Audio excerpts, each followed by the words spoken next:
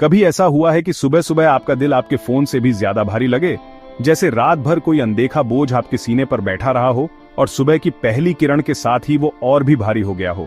ये वही फीलिंग है जब दिल और दिमाग दोनों उलझे रहते हैं और आप समझ नहीं पाते कि किसे सुने, अपने दिल को या उस छोटे से स्क्रीन को जो हर सुबह सबसे पहले आपकी नजर में आता है। आरव के साथ भी कुछ ऐसा ही था। वो अकेला बैठा था, लेकिन उसके आसपास की खामोशी उसके मन के शोर को और बढ़ा रही थी। वो लड़का जो कभी सोचता था कि प्यार दुनिया जीत सकता है, अब बस अपना फोन घूर रहा था, एक स्क्रीन के फैसले का इंतजार कर रहा था।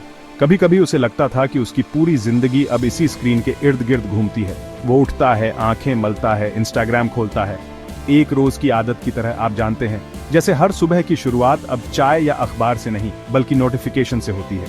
और वहां वो दिखती है, उसकी एक्स की स्टोरी, न्यू बिगिनिंग्स, एक नई शुरुआत, एक नई मुस्कान और शायद एक नई जिंदगी जिसमें आरव की कोई जगह नहीं थी। आउच! आरव का दिल फिर से टूट जाता है, जैसे किसी ने पुराने जख्मों पर फिर से नमक छिड़क दिया हो। लेकिन इस बार वो रोता नहीं है, आज नहीं।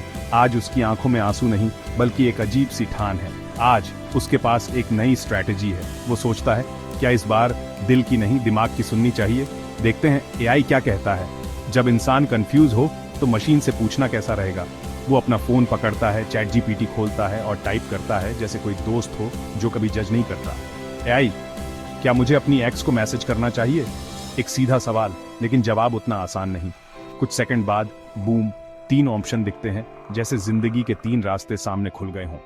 1, उसे मैसेज करो और उस जानी पहचानी दर्द को वेलकम करो, वही पुराना चक्र, वही पुरानी तकलीफ। 2, उसे भूल जाओ और खुद को अपग्रेड करो, खुद पर काम करो, अपने सपनों को फिर से जियो। 3, अपनी मॉम को बताओ, शायद उनके पास कोई देसी फिक्स हो, माँ की सलाह जो कभी आउटडेटेड नहीं होती। आरव खुद को रोक नहीं पाता, एक हल्की सी हंसी निकल जाती है कहीं अंदर से, जैसे पहली बार उसने अपने दर्द को हल्का महसूस किया हो।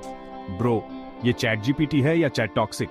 कभी कभी मशीनें भी इंसानों से ज्यादा सच्ची बातें बोल जाती हैं, लेकिन एआई का काम पूरा नहीं हुआ था, जैसे उसे भी अपनी बात पूरी करनी थी।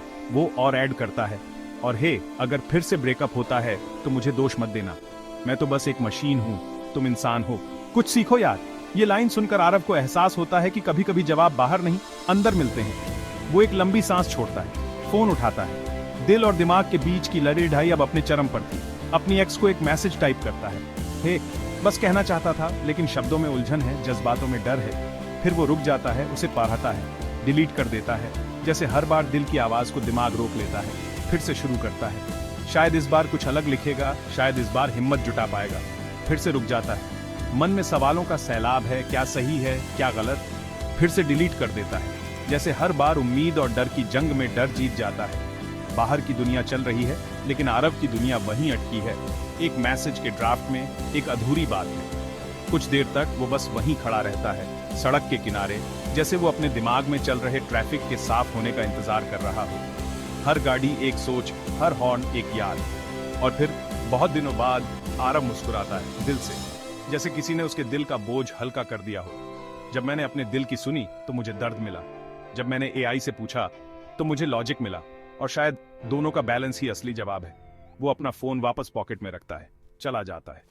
इस बार उसके कदमों में हल्कापन है, जैसे उसने खुद को माफ कर दिया हो। एक हल्की सी फीलिंग थी, शायद ब्रेकअप के बाद पहली बार उसने ऐसा महसूस किया था। उम्मीद की एक किरण जो अंधेरे में चमक रही थी।